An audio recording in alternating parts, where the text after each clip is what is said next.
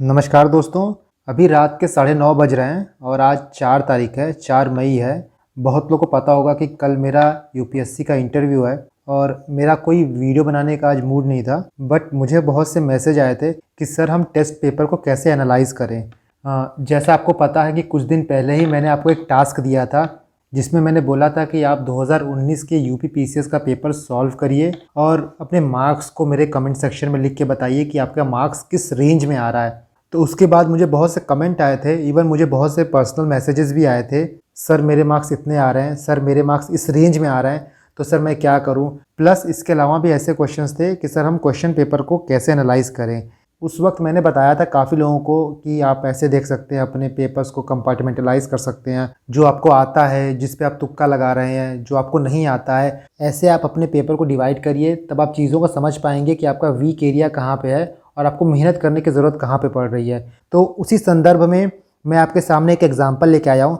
Actually जो आप screen पे देख रहे होंगे तो आपको देख के कुछ समझ में आ नहीं रहा होगा कि बेसिकली कि ये क्या है। तो ये एक एक्सेल शीट है और ये मंदार सर की है, जिनका यूपीएससी में 2019 में 22वीं रैंक आई थी। तो उनका ये शीट है और उन्होंने बहुत ही ब्यूटीफुली अपने क्वेश्चन पेपर को, अपने टेस्ट सीरीज़ को, जो प्रीलिम्स के लिए वो टेस्ट सीरीज़ देते थे, उसको एनालाइज किया है। तो मैं आपको इसी के माध्यम से बताऊंगा कि आपको कैसे करना चाहिए। क्योंकि क्या होता है कि जब आप एग्ज़ाम में बैठिए, उससे पहले अगर आपको पता रहे कि मेरा वीक एरिया कौन सा है, मेरा स्ट्रॉन्ग एरिया कौन सा है, तब पेपर बहुत ईजी हो जाता है आपके लिए। तो वो एक्सरसाइज करने के लिए आपको ये सब चीज़ें करनी पड़ेंगी। मैं आपको नहीं सजेस्ट करता हूँ कि आप जाके एक्सेल शीट पे ही बनाइए, बट एक रफ पेपर लेके आप उसमें चीज़ों को लिखिए। क्योंकि पेपर करने के बाद, टेस्ट पेपर देने के बाद उसको रख देना, साइड में फेंक देने से कोई मतलब नहीं है, उसका कोई लॉजिक नहीं है जब तक आप उसको बैठ के एनालाइज ना करें। तो यहाँ पे हम देखने की कोशिश करते हैं कि मंदार जी ने कैसे अपने पेपर को एनालाइज किया था और इससे आप क्या लर्निंग ले सकते हैं। तो अगर आप लेफ्ट साइड देखोगे तो जो टेस्ट देते थे वो उनके टेस्ट सीरीज़ के नाम हैं, जैसे इनसाइट के, विजन के, फोरम के। तो ये टेस्ट के नाम हैं। इसके बाद उन्होंने अपने एग्ज़ाम्स के पेपर्स को 3-4 भाग में डिवाइड किया था। देखिए, आप R1 है, R2 है और बाकी आपका ये R3 है। फाइनल ये टोटल मार्क्स है। ये आपका R1 क्या है? R1 वो सेक्शंस है, वो क्वेश्चंस है जहाँ पे आप 100% श्योर रहते हैं कि इसका आंसर यही होगा, वहाँ पे आप कोई डाउट में नहीं रहते हैं। तो पहला सेक्शन आपका R1 ये हो जाता है। R2 क्या होता है? R2 बेसिकली वो सेक्शन है जहाँ पे आप लॉजिकल गैस, एलिमिनेशन मेथड लगा के फाइनल आंसर तक पहुँचते हैं। इसमें आपको डायरेक्ट आंसर नहीं पता होता, बट आप अपना प्रायर नॉलेज यूज़ करके, कहीं कुछ पढ़े हुए हैं उसको यूज़ करके, चीज़ों को एलिमिनेट करके फाइनल आंसर तक पहुँचते हैं। इसके बाद आपका R3 क्या हो गया? तो R3 आपका वो एरिया हुआ जहां आपको बिल्कुल आइडिया नहीं है कि इसका आंसर क्या होगा, फिर भी आप एक वाइल्ड गेस लेना चाहते हैं। ये वो सिनेरियो वाला क्वेश्चन है जिसमें फॉर एग्जांपल आप मान लीजिए कि आपने 4 ऑप्शन में से एक ऑप्शन एलिमिनेट कर दिया, बचे हुए 3 ऑप्शन में आपको गेस लेना है, तो उनको हम R3 में रखते हैं क्योंकि यहाँ पर रिस्क बहुत ज़्यादा होता है। आपके क्वेश्चन को सही करने की प्रोबेबिलिटी 33% है, इसीलिए यहाँ पर रिस्क सबसे ज़्यादा होता है। इसके बाद एक और सेक्शन होता है आपका R4 कहिए या कुछ और भी कहिए उसको। वो सेक्शन ऐसा होता है जिन क्वेश्चंस को आप आउटराइटली रिजेक्ट कर देते हैं, उनको आप अटेम्प्ट नहीं करेंगे। तो इस पैटर्न में वो अपने पेपर को एनालाइज करते थे। जैसा पहला पेपर देखिए, आपका इनसाइट का टेस्ट है। जो R1 सेक्शन है, मतलब जो उनको 100% आते थे, उनमें जब वो अटेम्प्ट किए तो उनका राइट हुआ 33 और रॉन्ग हुआ 8। इसके बाद ये आपका देखिए, ये 80 है। 80 बेसिकली क्या है? कितना परसेंट उनका राइट हुआ। तो ये तो एक्सेल में निकाले तो तुरंत ही उनका फॉर्मूला लिखते हुए आ गया, बट आप कैसे निकाल सकते हैं? तो जितना आपका राइट है, मतलब 33 राइट है, तो 33 के ऊपर लिखेंगे आप। उसके बाद 33 + 8, टोटल क्वेश्चन कितने हुए?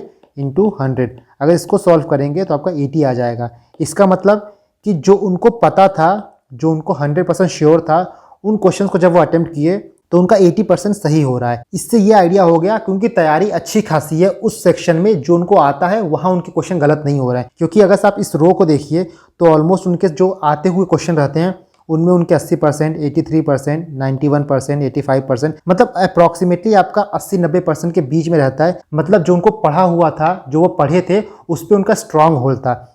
इसके बाद जो R2 होता है, जैसा मैंने बोला, R2 वो होता है जिसमें आप एलिमिनेट करते हैं, जिसमें आप ट्रिक के थ्रू राइट आंसर तक पहुंचते हैं।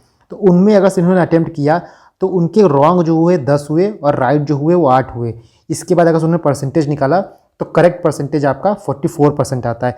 इसमें अगर देखोगे आप तो काफ़ी वेरिएशन है। वेरिएशन इन द सेंस आप ये देख सकते हो, कई बार उनकी 50% राइट होते थे, कई बार 88% होते थे और कई बार तो वो ट्राई भी नहीं करते थे, मतलब रिस्क नहीं लेते थे। तो यहाँ पे वेरिएशन इसलिए आ जाता है क्योंकि कई बार ये होता है कि हम जो ट्रिक लगा रहे हैं, जो हम एलिमिनेट कर रहे हैं, वो सही लगा रहे हैं कि नहीं लगा रहे हैं। फॉर एग्जाम्पल, जैसे आपको पता है कि यूपीएससी में एक्सट्रीम स्टेटमेंट काफ़ी बार गलत ही होता है। अगर से बोल देगा ओनली, एक्सेप्ट, ऑल, जैसे एक्सट्रीम स्टेटमेंट है तो जनरली लोग गलत मानते हैं। लेकिन 2019 में या फिर 2020 में ऐसा हुआ था कि जो एक्सट्रीम स्टेटमेंट है उनमें कई चीज़ सही हो गया था।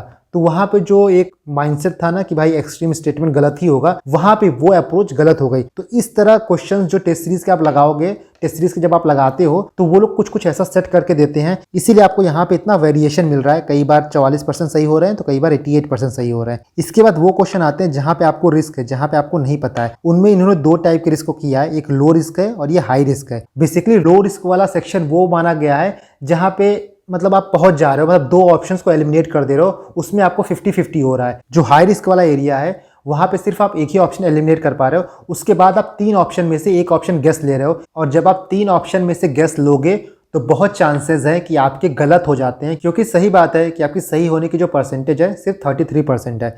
तो यहाँ पे आप देख सकते हैं, जैसा कि आप यहाँ पे एग्जांपल ही आप देख ले रहे होंगे कि उनके राइट जो थे 4 होते थे, पर रॉन्ग जो होते थे वो 6 होते थे। यहाँ परसेंटेज देखेंगे ना ऑलमोस्ट लो ही है, 40%, कभी कभी 50 होता था, लेकिन जनरली उनका देखिए 33, 17, 25, 33। मतलब अगर से वो एक सही कर रहे हैं तो 3 गलत कर दे रहे हैं। इसलिए ऐसे क्वेश्चंस को जनरली बोला जाता है कि आप डॉज कर जाइए, आप छोड़ दीजिए, क्योंकि ऐसे क्वेश्चन जहां पे आप एक ही ऑप्शन एलिमिनेट कर पा रहे हो और 3 ऑप्शन में से आपको एक चुनना है, तो ऐसे क्वेश्चंस को आप तभी अटेम्प्ट करोगे जब आपके पास कोई रास्ता ही ना बचा हो, मतलब डू और डाई का सिचुएशन है। फॉर एग्जाम्पल 100 में से आपने सिर्फ 55 ही क्वेश्चन अटेम्प्ट किए हैं, तो ऑब्वियस सी बात है अगर आपके 55 के 55 तो सही होने नहीं है और कुछ क्वेश्चन वहां गलत होने हैं, तो कट ऑफ आपका वहां पे क्लियर नहीं होगा। तो इस सिनेरियो में क्या होता है, आपको रिस्क लेना पड़ता है। तो जब ऐसा केस आता है तब आपको ऐसे क्वेश्चंस भी करने पड़ते हैं जहां पे सिर्फ आप एक ऑप्शन को एलिमिनेट कर पा रहे हो, बाकी 3 में से चूज करना पड़ रहा है। बाकी जो लो रिस्क वाला एरिया होता है, लो रिस्क मतलब कि कम से कम आप 2 ऑप्शन एलिमिनेट कर दो, आप 50-50 की पोजीशन में पहुंच जाओ, तो वहां पे एडवाइजेबल होता है कि आप रिस्क लो, क्योंकि 50% चांस होता है कि क्वेश्चन आपका सही हो जाएगा। अगर से मैथमेटिकली देखें तो अगर से आप 10 क्वेश्चन ऐसे अटेम्प्ट कर रहे हो तो आपके 5 सही होंगे, 5 गलत होंगे, तब भी आप पॉजिटिव में ही रह रहे हो। इसलिए ऐसे क्वेश्चन को छोड़ना बिल्कुल एडवाइजेबल नहीं होता है। अगर से आप बहुत ही सेफ पोजीशन में हो कि मेरा 70-75 सही हो गया, उसमें से आपको पता है कि मुझे 68-67 मेरा 100% सही है, तब आप कोई रिस्क मत लो। लेकिन क्या होता है कि इतना सेफ कोई खेल नहीं पाता है, आपको फाइनली वहां पे अटेम्प्ट लेना पड़ता है। तो ये तरीका होता है पेपर को एनालाइज करने का।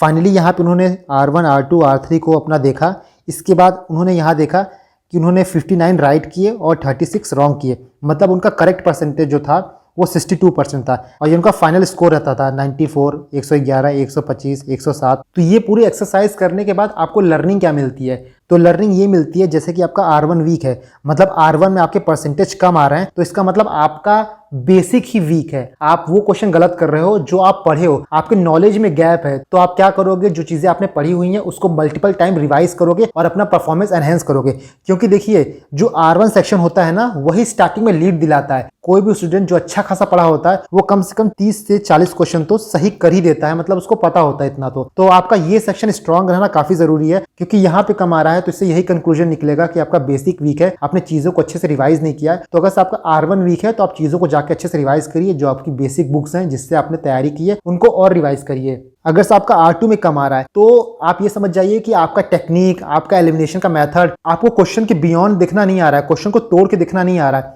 बहुत बार क्वेश्चन में हिंट छुपे होते हैं, वो आप नहीं पकड़ पा रहे हो, तो ऐसे पेपर नहीं सॉल्व होगा। अगर से आपको पेपर में कट ऑफ क्लियर करना है तो आपको R1 प्लस R2 दोनों को स्ट्रॉन्ग करना पड़ेगा। आप 40 क्वेश्चन ऐसा करोगे जो आपको आता है, आप कम से कम 30 क्वेश्चन ऐसा करोगे जहां पे आप गेस लगाओगे, एलिमिनेशन लगाओगे, और आप 10 क्वेश्चन ऐसा करोगे जिसमें आप एक क्वेश्चन एलिमिनेट कर दिए, 2 एलिमिनेट कर दिए, वहां से आप पहुंचोगे। तो आपका ये ब्रेकेज रहेगा, तभी आपका फाइनली जाके कट ऑफ क्लियर हो पाता है। तो जब आपका R2 वीक होता है तो ये इंप्लाई करता है कि आपका टेक्निक वीक है, आपका लॉजिक वीक है, आप प्रैक्टिस ज्यादा नहीं की हो पेपर का, आप एलिमिनेशन मेथड नहीं लगा पा रहे हो, तो वहां पे आपको वर्क करने की जरूरत है। इसके बाद अगर आपका R3 वीक है तो देखिए R3 वीक होने का मतलब यही होता है कि क्वेश्चन आपको वहां पे नहीं आ रहे होंगे, जो क्वेश्चन वहां पूछा गया है वो आपने पढ़ा नहीं है। तो वहां पे वही बात हुई ना कि रिस्क जो है वो एकदम लास्ट में लेना है, जब आपके पास कोई ऑप्शन ना बचे, नहीं तो मैक्सिमम क्वेश्चन आपके R1 प्लस R2 से ही निकल आते हैं। जैसे आप यहाँ देखोगे तो इन्होंने 95 क्वेश्चन को अटेम्प्ट किया है, तो जैसे मेरा होता था कि मैं 85 तक अटेम्प्ट करता था, मैं कभी कभी 89 भी अटेम्प्ट कर लेता था। बट एडवाइजेबल ये होता है कि कम से कम आप 80 प्लस अटेम्प्ट करें। और ये देखिए कोई हार्ड एंड फास्ट रूल नहीं है, ये पेपर के डिफिकल्टी लेवल पे और बहुत कुछ चीज़ों पे डिपेंड करता है।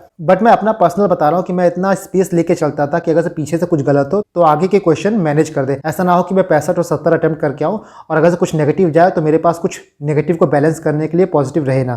तो इस तरह आप पेपर को एनालाइज करोगे। इसके बाद एक चीज़ और दिखाते हैं, जैसे यहाँ पे देखिए जो उन्होंने टेस्ट पेपर किया था उनमें उन्होंने सेक्शन वाइज चीज़ों को एनालाइज किया है कि एनवायरनमेंट में कितना सही हो रहा है, पॉलिटी में कितना सही हो रहा है, ज्योग्राफी में, हिस्ट्री में, आपका कल्चर में। तो इससे ये पता चलता है कि आपका स्ट्रॉन्ग एरिया कौन सा है। जैसा आप यहाँ देखोगे तो उनका जो एनवायरनमेंट का सेक्शन है उसमें 58% सही हो रहे हैं, 70% हो रहे हैं, 75%, 81%, 83% तक हो रहे हैं। तो यहाँ पे ये कंक्लूजन निकलता है कि एनवायरनमेंट जो सेक्शन है वो स्ट्रॉन्ग सेक्शन है। तो इसी तरह आपको भी अपना strong area, weak area decide करना पड़ेगा, आइडेंटिफाई करना पड़ेगा। पेपर में क्या होता है ना कि आपको हर सेक्शन बहुत अच्छे से नहीं आता है, तो कुछ सेक्शन ऐसे होते हैं जहां आपका स्ट्रॉन्ग होल्ड होता है, उनमें से क्वेश्चन आएंगे तो आपको गलत नहीं करने हैं। जैसे मेरा क्या था, मेरा पॉलिटी अच्छा था, मेरा इकोनॉमिक्स अच्छा था, मेरा मॉडर्न हिस्ट्री अच्छा था। तो मेरी हमेशा कोशिश रहती थी कि कम से कम इन एरिया से मैं मैक्सिमम क्वेश्चन निकाल पाऊं, क्योंकि जो एरिया मेरे वीक है, for example ancient medieval art and culture, क्योंकि वहां पे मैं अगर मेहनत नहीं कर रहा हूं तो इन एरिया से मेरे जो वहां पे क्वेश्चन गलत हो रहे हैं वो यहां से कंपनसेट हो जाए। तो इसी तरह आपको भी करना है, आपको अपने कुछ स्ट्रॉन्ग एरिया रखने हैं और बाकी जो वीक एरिया है आपका,